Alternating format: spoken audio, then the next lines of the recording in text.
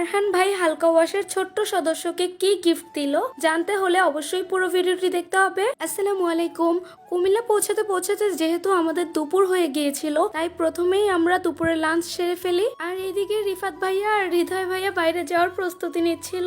আমাকে আর টুনি আপুকে বাসায় রেখে তারা দুই বন্ধু ঘুরতে চলে গেছে। আজিরুলের মাঝে চলে এসেছি, কথা বুঝছেননি? আরে কেডা?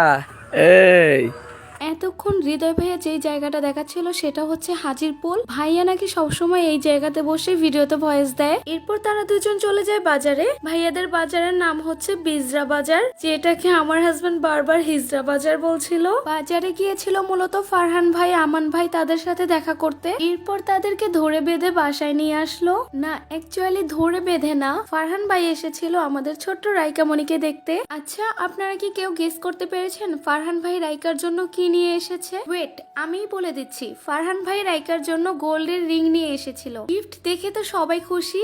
এরপর ফারহান ভাই রিংটা রাইকার হাতে পরিয়ে দিল। এইরকম একটা খুশির সময় মিষ্টি মুখ ছাড়া একদমই অসম্পূর্ণ। তাই এইদিকে আমাদের টুনি আপু কেকটাকে সুন্দর করে কেটে নিচ্ছিল। আর এই কিউট কেকটা কিন্তু আমি ঢাকা থেকে বানিয়ে নিয়ে গিয়েছিলাম। ব্লগারদের ভাই ব্যাপার স্যাপারই আলাদা। টুনি আপু এখানে কেক নিতে বলতেছে, কিন্তু ভাইয়া কেক না নিয়ে আগে ভিডিও নিচ্ছে। মানে ভাই কেক না খেলেও চলবে, বাট ভিডিও অবশ্যই নিতে হবে।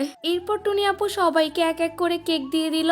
আমার হাতে বানানো কেক খেয়ে কিন্তু সবাই অনেক প্রশংসা করেছে। ফারহান ভাই তো বলছিল ভাবির পেজ আছে নাকি, থাকলে বলেন স্পন্সর করে দেই। সবার সাথে আজকে খুব সুন্দর একটা সময় কাটালাম। ভিডিওটি আজকের মতো এখানেই শেষ করছি। ভিডিওটি কেমন লাগলো অবশ্যই কমেন্ট বক্সে জানাবেন। ভালো লাগলে অবশ্যই লাইক, কমেন্ট এন্ড শেয়ার করবেন। পরবর্তী ভিডিওগুলো পেতে আমাদের পেজে ফলো দিয়ে রাখবেন। সবাই ভালো থাকবেন।